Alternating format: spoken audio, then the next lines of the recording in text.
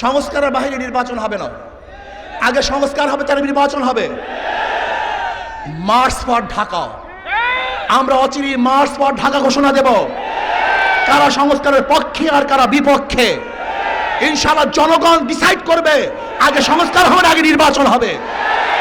আজকে নারী কমিশনের নামে যেই কমিশন করেছে তারা এই দেশের মুসলমান, হিন্দু, খ্রিস্টান, বৌদ্ধ সকল ধর্মের বিরুদ্ধে একটি সুপারিশনামা পেশ করেছে। দেশের সরকারকে বলতে চাই, ইসলামের বিরুদ্ধে অবস্থান নেবেন না। এ পর্যন্ত যা করেছেন, বিশেষ করে প্রধান উপদেষ্টা সর্বমহলের সমর্থন পেয়েছিল, প্রশংসা সব জায়গা থেকে আসতেছে, মাঝে মধ্যে এমন কিছু কাজ করতেছেন এই প্রশংসার বেশি দিন ধরে রাখতে পারবেন না।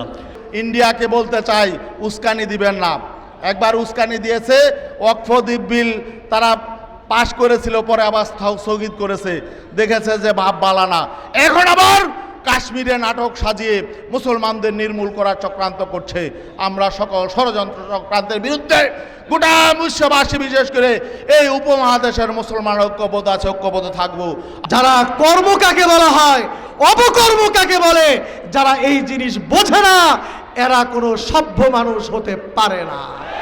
আমরা বলতে চাই, নারী কমিশনের যারা প্রস্তাব দিয়েছে এদেরকে এই নারী কমিশন শুধু বাতিল করলেই হবে না।